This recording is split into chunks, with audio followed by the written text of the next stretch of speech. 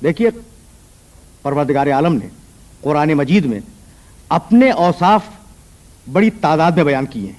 وہ غفار ہے، وہ قہار ہے، وہ جبار ہے، وہ متکبر ہے، وہ مصور ہے، صفتیں آئیں. لیکن اللہ کے بعد پروردگار عالم نے نہ غفار کہا، نہ ستار کہا، نہ قہار کہا، نہ جبار کہا، نہ متکبر کہا. لفظ اللہ کے بعد بسم اللہ الرحمن الرحیم میں جو پہلا جملہ ہے قرآن مجید کا، اللہ کے بعد رحمان اور رحیم کو رکھا.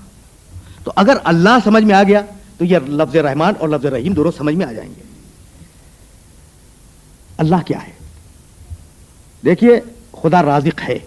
تو جب آپ یہ فرماتے ہیں کہ خدا رازق ہے تو آپ کے ذہن میں فقط ایک صفت رزق ہوتی ہے. اس میں یہ نہیں ہے کہ خدا خالق بھی ہے، فقط رازق ہے.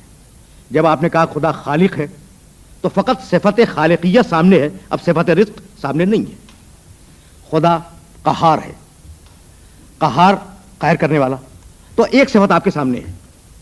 خدا رحمان بھی ہے، یہ قہاریت میں شامل نہیں ہے. تو خداوند عالم کے 1000 اسماء حسنہ جو دعاؤں میں اور قرآن مجید میں پائے جاتے ہیں، ان میں سے ہر اسم اس کی ایک صفت کا مظہر ہے. کوئی اسم قہاریت کا مظہر ہے، کوئی غفاریت کا مظہر ہے، کوئی رزق کا مظہر ہے، کوئی خلق کا مظہر ہے، کوئی فنا کر دینے کا مظہر ہے، کوئی دوبارہ لوٹا دینے کا مظہر ہے. تو ہر نام اللہ کا ایک صفت کا مظہر ہے. اب اگر ان سارے اوصاف کو اور سارے صفات کو ایک لفظ میں کہنا چاہیں تو بہت مشکل ہو جائے گا نا. اس کے لیے پروردگار عالم نے لفظ استعمال کیا، لفظ اللہ.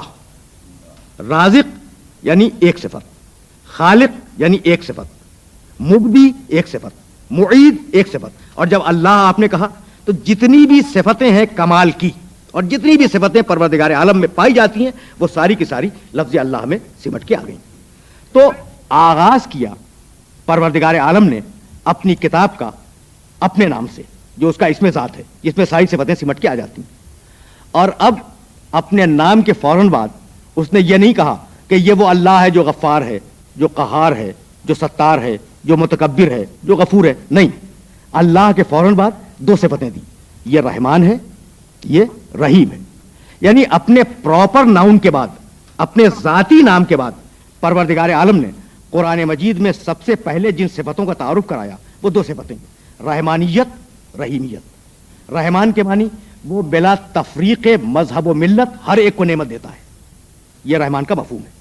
وہ نہیں دیکھتا کہ فرعون ہے یا موسیٰ، وہ دونوں کو رزق دیتا ہے، دونوں کو نعمتیں دے رہا ہے. اور رحیم کے معنی انسان کے کمال کو اور انسان کی حیثیت کو اور انسان کے استحقاق کو دیکھ کر نعمتیں دینے والا. تو دنیا میں وہ حضرت موسیٰ علیہ السلام کو بھی رزق دیتا ہے، فرعون کو بھی رزق دیتا ہے، نمرود کی بھی پرورش کرتا ہے، حضرت ابراہیم علیہ السلام کی بھی پرورش کرتا ہے. یہ ہے رحمانیت. قیامت میں وہ ان لوگوں کو نعمتیں عطا کرے گا جو اس کی راہ کمال پر چلتے ہوئے کامیاب ہوئے. اس کا نام ہے رحیم. رحیم جو استحقاق کو دیکھ کے نعمت دے، رحمان جو بلا استحقاق اور بلا تفریق مذہب و ملت نعمت کو عطا کرے. اب آپ نے توجہ فرمائی کہ اس کا جنبہ رحمت اس کے جنبہ قہر پر، جنبہ غضب پر، جنبہ انتقام پر اگر حاوی نہ ہوتا تو پروردگار عالم لفظ اللہ کے بعد ان 2 صفتوں کو نہ رکھتا. تو سہارا اللہ کے نام کا جو رحمان بھی ہے، رحیم بھی ہے. اب سورہ مبارکہ نے ترقی کی، فوراً بعد کہا الحمد للہ رب العالمین. حمد ہے اس اللہ کی جو عالمین کا، سارے جہانوں کا اور ساری کائنات کا پالنے والا ہے. فوری طور پر اس مقام پر جو سوالات ذہن انسانی میں پیدا ہو سکتے ہیں وہ 2 سوال ہیں. بھائی حمد کے معنی تعریف، حمد کے معنی شکریہ. تعریف کر رہے ہیں، مقام شکر میں ہے، حمد اللہ کی.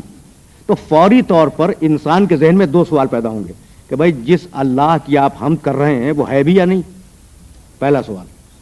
دوسرا سوال جو ذہن انسانی میں آئے گا کہ ہوگا بھائی ہم کیوں حمد کریں، ہمارا اس سے تعلق کیا ہے. خدا کی قسم یہی بلاغت قرآنی کا اعجاز ہے کہ ادھر آپ کے ذہن میں 2 سوالات پیدا ہوئے اور ادھر قرآن مجید نے انہی لفظوں میں جواب دیا، الحمدللہ، حمد اللہ کی. سوال آیا ذہن میں کہ بھئی ہے بھی یا نہیں، فوراً جواب دیا یہ اللہ وہ ہے جو عالمین کا پالنے والا ہے.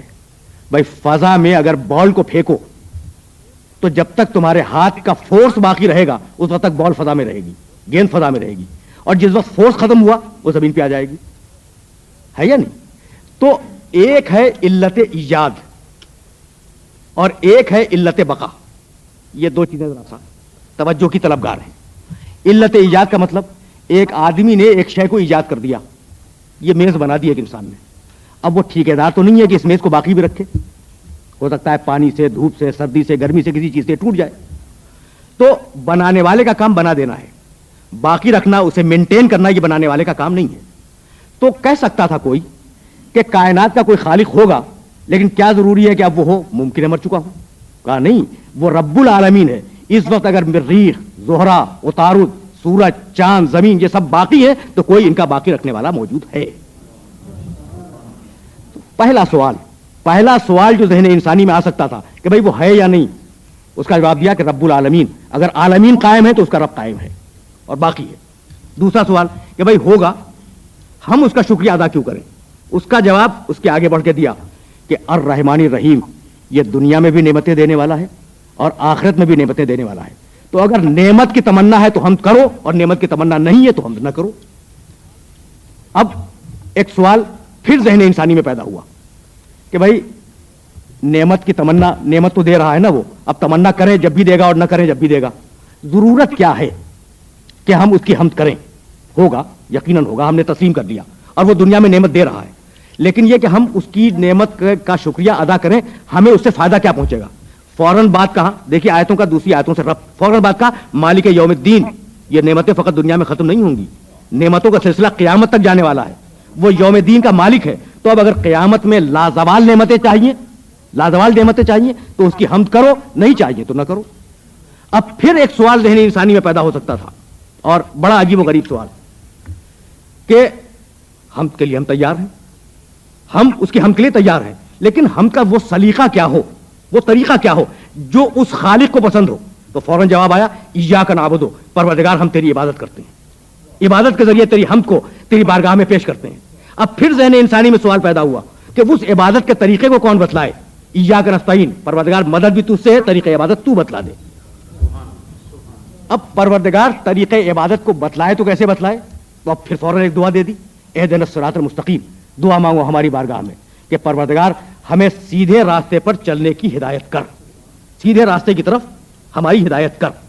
جب سیدھے راستے کی طرف ہدایت کی دعا دے دی تو جب بھی ہدایت آئے گی، جب بھی کوئی ہدایت پروردگار کی طرف سے آئے گی تو عوام الناس میں اور انسانوں میں دو متضاد رد عمل پیدا ہوں گے. دیکھیے اب آیت کا اختتام ہو رہا ہے. جب بھی ہدایت آئے گی پروردگار کی طرف سے تو انسانوں میں دو متضاد رد عمل پیدا ہوں گے. کچھ لوگ اس ہدایت کو قبول کریں گے، کچھ لوگ اس ہدایت کو ٹھکرا دیں گے. جو قبول کرنے والوں میں ہوں گے ان کا نام ہے انعمت علیہم، اور جو ٹھکرانے والوں میں ہوں گے ان کا نام مغضوب علیہم اور ضالین ہے. وآخر دعوانا ان الحمد للہ رب العالمین.